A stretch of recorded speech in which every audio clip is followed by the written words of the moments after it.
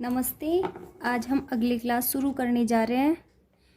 इसमें हम पढ़ेंगे तत्पुरुष समास। इससे पहले हमने समास की परिभाषा वगैरह देख के उसके भेद देख लिए थे और उसके बाद हमने अव्ययी भाव समास कंप्लीट कर लिया था।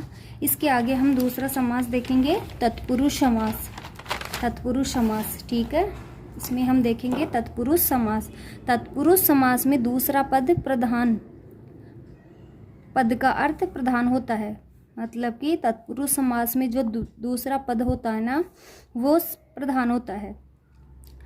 और समास होने पर समस्त पद का लिंग वही होता है जो उत्तर पद का होता है। जो उत्तर पद का लिंग होगा वही पूरे समस्त पद का होगा।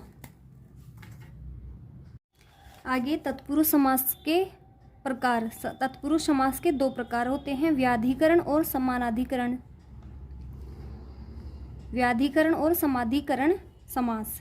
व्याधिकरण समास होता है ना, वो होता है दोनों पदों में अलग अलग विभक्तियां होती है। जो पद होते हैं ना, प्रथम पद और दूसरा पद, उसमें दोनों में अलग अलग विभक्ति होती है। किसमें? व्याधिकरण में। और समाधिकरण में दोनों पदों में समान विभक्ति होती है। इसमें तो समान विभक्ति होगी और इसमें दोनों पदों में अलग अलग विभक्तियां होगी। इसको विभक्ति तत्पुरुष भी कहते हैं। इस समास को, व्याधिकरण समास को ही विभक्ति तत्पुरुष समास भी कहते हैं। इसमें द्वितीय से सप्तमी विभक्ति तक समास आते हैं। इसमें द्वितीय से सप्तमी विभक्ति तक जो आएगा ना, वो समास के रूप हो जाएंगे। और इसमें है ना, समाधिकरण में दोनों पदों में समान विभक्तियां होती है। और इसके ही दो पार्ट और होते हैं, कर्मधारय समास और द्विगु समास। तो आज हम पढ़ेंगे इसको, व्याधिकरण तत्पुरुष समास को।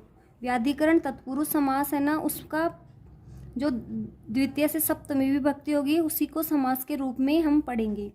पहला है द्वितीय तत्पुरुष समास, ठीक है। पहला है द्वितीय तत्पुरुष समास। इसमें प्रथम पद में द्वितीय विभक्ति होती है जो समास होने पर लुप्त हो जाती है। इसमें जो प्रथम पद होगा उसमें द्वितीय विभक्ति होगी और समास होने पर वह भी क्या हो जाती है? लुप्त हो जाती है। जैसे शरणागत, शरणागत है तो इसमें है शरणम आगत है। शरणम में द्वितीय विभक्ति हो गई, आगत है। सुख और इसमें शरणागत, इसको जब हमने मिलाया, समास किया, तो ये क्या हो गया? इसमें जो विभक्ति थी वो हट चुकी है और शरण आगत मिलके शरणागत बन गया। सुख प्राप्त है, सुखम प्राप्त है, सुख को प्राप्त। कूप पतित है, कूपम पतित है। सूखा, सूखापन्न, पन्न है, सूखापन्न है। सुखम आपन्नम, आपन्न है। ग्राम, ग्राम गतः, ग्रामम गतः। दूसरा है तृतीय तत्पुरुष समास। प्रथम पद में तृतीय विभक्ति होती है जो समास होने पर लुप्त हो जाती है। जैसे इसके उदाहरण देखेंगे हम। विद्या, विद्याहीन है, विद्याहीन है, इसमें द्वितीय विभक्ति है। सर्प दष्ट है, सर्पेण दष्ट है।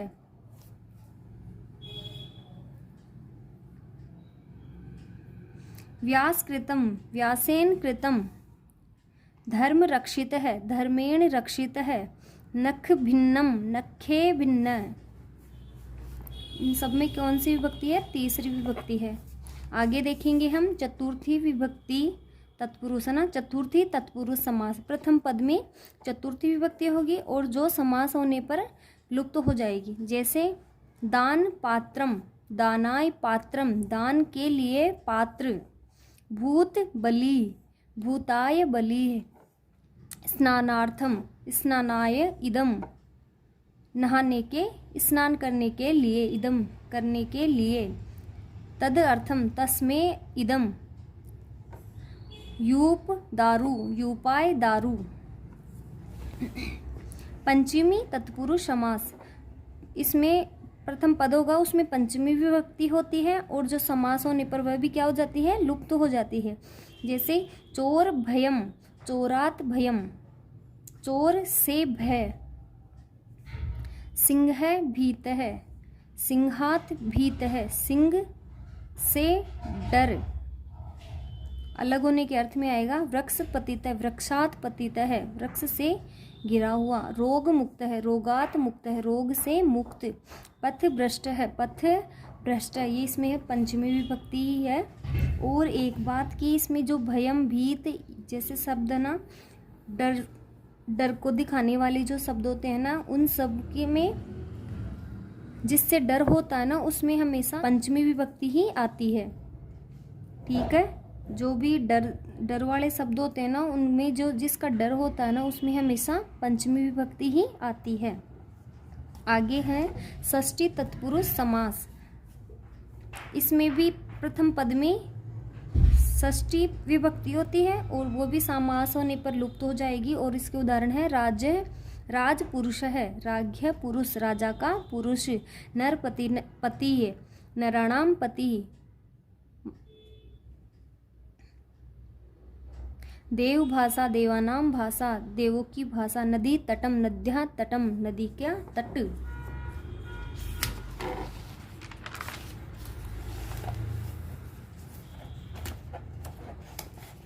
आगे है विद्वत सभा, विदुषाम सभा, विद्वानों की सभा।